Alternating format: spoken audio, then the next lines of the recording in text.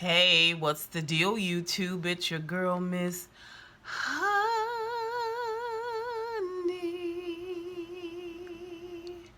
Welcome back to the channel. It is your girl, Miss Honey, here to do a Real Housewives of Potomac review. This is the season finale. I am so super excited. I hope we only have two parts to the reunion because Married to Medicine is also starting tonight, so that would mean two or three Sundays of two shows. The reunion and then Married to Medicine. But of course, I'm going to do the Married to Medicine after this. Both shows are in one page of notes, and as you can see, I still have a whole lot of space at the bottom. That lets you know right there that the episode wasn't a whole lot. Just want to say thank you to everyone who has subscribed to my channel, who is new to my channel. If you have not subscribed already and you love what you've been hearing, go ahead and hit that subscription bell, as well as the notification bell right next to it. Don't forget the thumbs up. It's like saying, hey, Miss Honey, as well as comment down below. You guys know we love to banter down below. So this is going to be groundbreaking, record shattering, this review for Real Housewives of Potomac. First of all, Ashley is pregnant. Okay, and the scene where she's in the doctor's room and she's super excited and she's kind of trying to get Michael excited is so awkward. Just, it is so awkward when the doctor does the probe, sees the little baby being up there, and it's like Michael has had a boulder fall on his head. Like, he looks visibly shaken by this whole situation. So later on, we see where Ashley plans, it's so ridiculous, plans yoga for her and Michael and her mom, and she wants Michael to put peel and stick letters on her belly that's gonna say I'm pregnant, and she's gonna do a yoga move, and then she's gonna turn and she's gonna lift her shirt, and it's gonna show that, you know, to her mom, and her mom's gonna be super excited. It's just like the inner struggle that I can see on Michael's face, with not telling her that it's the dumbest idea he ever heard because you're about to sweat in yoga. That's all I could think about. And it's not like she told her right from the beginning. It's not like yoga was a farce. No, she was still going to take the opportunity to train and teach her mom and Michael yoga. Like, she was going through the whole yoga thing. Then she looks at her belly and she sees the letters have fallen off. She runs inside the bathroom. She pees on a stick and she gives her mom a pee stick with a positive, um I guess it had a positive symbol on it. Her mom is super excited and she cries and she thanks the Lord, and she's been waiting forever, and it's all just really super duper magical, except Michael looks like he swallowed a live frog. Like, he always looks pale, he always looks peaked, but at this moment he is just like, oh gosh, like I have fully signed on. We get to see Giselle at her new home. They have started on the renovations. She's got a good bit of it done. Robyn comes over to give her some pointers and to see the house. Of course, they get right into talking about Katie, that I guess Robyn called Katie or Katie called Robyn or something, and Katie was kind of happy-go-lucky about the fact that she left the Cayman. I guess Robyn called to check on her, and she was like, fine, I'm fine. Robyn thinks that's weird. Giselle thinks that's weird. And also, they, of course, take this opportunity to just drag Karen at every turn. Giselle can just, she just cannot. Here's the thing. The fact that Giselle is going unchecked makes this show less appealing to me. So I just feel like if we don't have a moment where somebody somewhere brings Giselle down a peg or two, like gets this big headedness under control, I just don't know if I'm gonna be here for season 5. Like, I really, really don't care for her. I really, really don't care for her.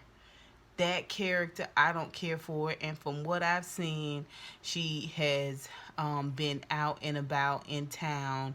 Apparently, her and Jamal Bryant are supposed to be seeing each other again. Who knows? Jamal Bryant don't keep no woman long. I mean, it's just the way it is. He dated Tweet for a little while. She thought he was the love of her life. Next thing you know, she's single. And he never mentions her name again. Not publicly anyway. So I don't know what Giselle is thinking, but this personality is the same personality I see when she's out public speaking and things like that at the church and stuff like that. Like, it's just I don't care for her. I don't care for her. I don't see it for her, and I don't understand that people say this is the character, but I just don't believe it. I don't believe it. She doesn't get serious really about anything. Like, she's a terrible, terrible individual. The way that she went on at the Ladon party and talked about that the perfume smelled like old people perfume, and she felt like she was 35, 36, but when she put the perfume on, she was like 73. It's just, it's just in such poor taste. And what I don't understand is the vitriol that you put forth to the other ladies. You don't even get 1/10 of it back. And if I don't see some correction, some skirt pulling with Giselle for season 5, your girl's not reviewing it. I'm not. Or it's just gonna be a Slay Giselle every week session, and nobody wants that. We see where Candiace and Chris are doing a budget. Um, she calls her mom up, FaceTime her mom with Chris there, and tells her mom that beginning the first of the new year, they are going to take over the whole mortgage for the home. And Dot is like, oh, okay. It's like in that instance, you can tell that she realizes she's losing some leverage over Candiace. And she, she chews on that and piddles on that, and just tries to be as nice as a person who has very little nicety in them for their daughter can possibly be. And then she says, I think you've always felt like it's been a competition. And Candiace was like, no competition. There's a competition here. I was like, she was just going to keep going till she said what she originally thought, which was, how you going to handle that? How you going to handle that? How y'all going to handle that? Y'all ain't paid it all up until now.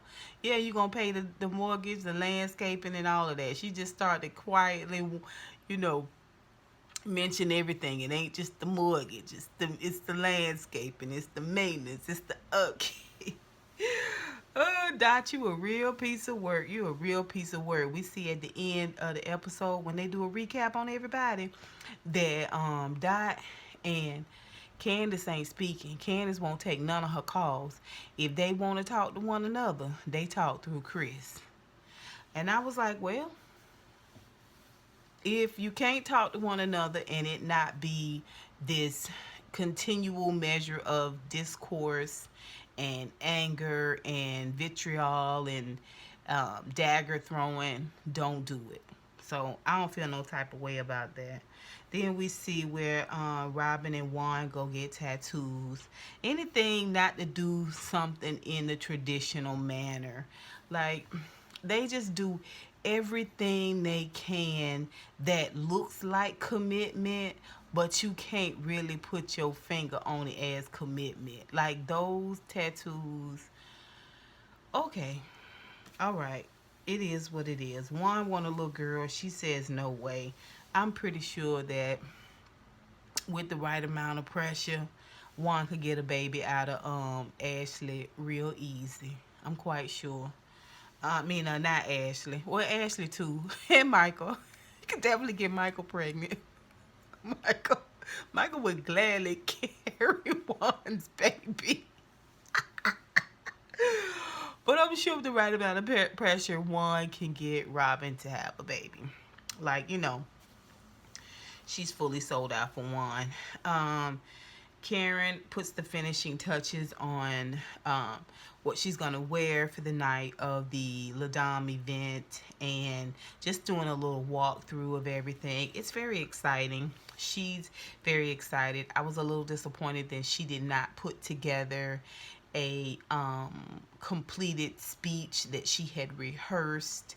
That what she said there at the Ladon party was so contrived. And why would you bring Giselle up? Why would you give her any type of spotlight? Like, that to me was ridiculous. After you fought with her this whole season, Karen, come on. Like, you were my MVP of last episode. For you to come in with this, I don't know. It was odd. It was weird. You didn't have a name for the store. No, we find out that her fragrance is in Bloomingdale's, which is no small feat. Bloomingdale's is considered to be a high-end store. So I say kudos. All the ladies thought it smelled really, really good. Some of the ladies did think that it smelled like an older lady's fragrance. You know, first you had an issue with the fact that you didn't think she was going to do it, that you didn't think she was going to pull it off. And now your issue is that it doesn't smell as good. I mean, like, there's absolutely nothing that Karen could have done differently to make these women happy, especially Giselle and Robyn, because those two, along with Ashley, are continually throwing shade. So, let's see. Everybody goes to the Ladam function. We see Katie come in. Everybody's surprised to see Katie. And for what reason, Robyn and Giselle was expecting Katie to be like, okay, so this is what happened, and then. And she is just like, okay. How is everybody? She looks good. She looks fabulous. She's happy. She's jovial. And she's not discussing it. It doesn't matter how many nasty comments y'all bring up. She has been trained to ignore. Like, she knows the power of a snub. And it doesn't matter what they say about the Caymans. She is just like, oh yeah, the Caymans was really nice for the 2 minutes I was there. Oh, so like I said, Karen gave this super duper weird speech. Like, the first 3 sentences were good. I wish she had left it there. Her and Giselle obviously have a nice nasty relationship. We're gonna see the reunion is going to be no holds bar. Like, the reunion is going to be brutal, and your girl is here for it. Katie wasn't invited. But it looks like we're gonna have Giselle and Ashley right next to Bravo, Andy, and it looks like the guys are gonna really, really get involved, especially when it comes to the whole Michael scenario. So you guys tune in next week for the first installment of the Real Housewives of Potomac reunion. It promises to be a doozy, and I'm excited about it. Let's see. Giselle moved into her home. Ashley had a baby. Got pregnant, had a baby. Y'all know she had a little Mr. Burns, who is the identical twin of her husband as well as her dad. Y'all know Monique had their little baby Chase, a son. And let's see, Giselle moved into her home. Robyn finally sold the house. They had like a $36,000 profit, her and her mom, which I'm sure most of that money is probably going back to her mom. And her and Juan may get married soon. I don't know. Candiace, like I said, is not talking to her mother. And that is Real Housewives of Potomac. You guys, y'all tell me what you think. Put it down below. And until next time, honeybees. Mwah, mwah, mwah. I'll holla.